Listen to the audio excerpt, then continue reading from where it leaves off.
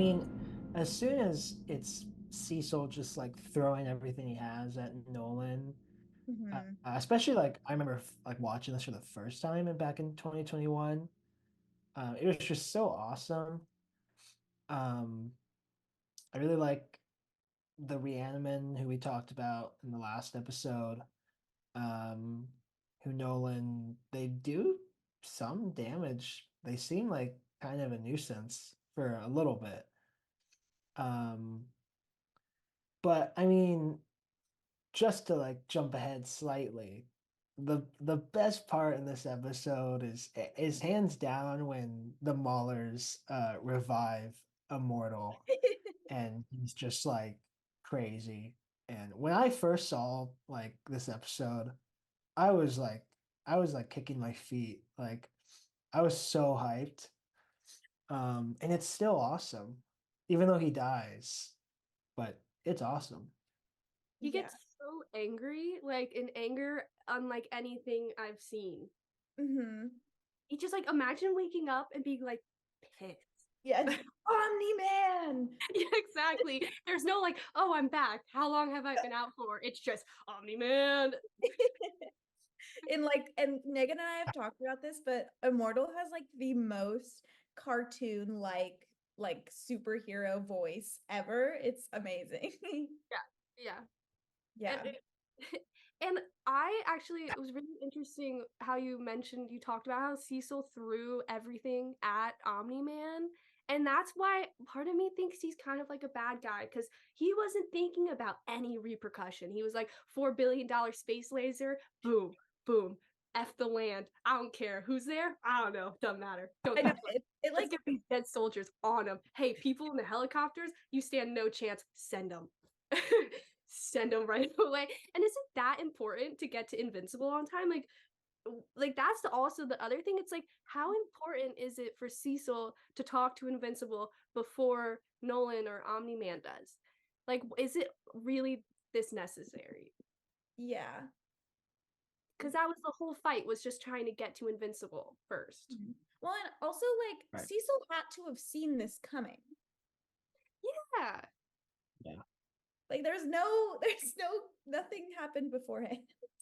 He could have talked to Invincible before. And they do kind of have that weird conversation on the like rocks, whatever the heck they are, where he's got that laser gun. He goes, and Cecil's like, I'm a bad liar. I mean, not bad liar. I'm a good liar. I'm a great liar. And I didn't even see this coming. We've been working for so long together. And I was like, Cecil, don't out Yeah. yourself like that. Really, I don't trust a single word that damn man says. I know. But that's why he's like a good character, is because he's kind of in a gray, like a morally gray area sometimes. And he has so much power. He does. Yeah. $4 billion space laser. Gone. I know. And I I think like about a billion more. I like how that laser like literally did nothing except like kill a ton of birds. Yeah, all the animals. And like the little squirrels, they're all running away in fear and Yeah. just like another day, just another. Where's Yeah. my son? Yeah, that's definitely the best part of this episode. Poor Mark and Eve just they don't know a damn thing that's going on. No. Like everyone's sweating and they're just like, what is I know happening? they're having like a midlife crisis because Mark. Over Amber. Amber. I know me and Megan have talked about this before, but imagine like being Eve, like knowing you have like feelings for Mark and having to like talk to both Mark and Amber about like how their relationship is. Like, kill me. She's just too good for this world. Like we don't deserve her. Like she did say she's like I can irrigate deserts and solve hunger issues, but I'm going to help you today and your little petty shit. Like we don't give her enough credit for the BS the world puts her through. She's got terrible parents. Hmm. She's got a terrible Yeah. ex-boyfriend. Her new crush is so disinterested it hurts. And She has yeah, a cool treehouse though. she does. She's got a sick pad. I would love to just be like fly around, be like, I like the view. No rent, no mortgage. She owns it. Yeah, And she can make gold and just get more money. I know. She has it Yeah, so easy and also hard, but so easy. she has like the best power, honestly. Yeah. Too powerful. I'm surprised she hasn't gone up against a Viltrumite because I do feel like if you have the power of the universe at your hands, you could probably do some damage. Mm-hmm. Right? Yeah. I'm excited to see like what season 3 is gonna be like with all the Viltrumites and because it's a big fight is bound to happen in season 3.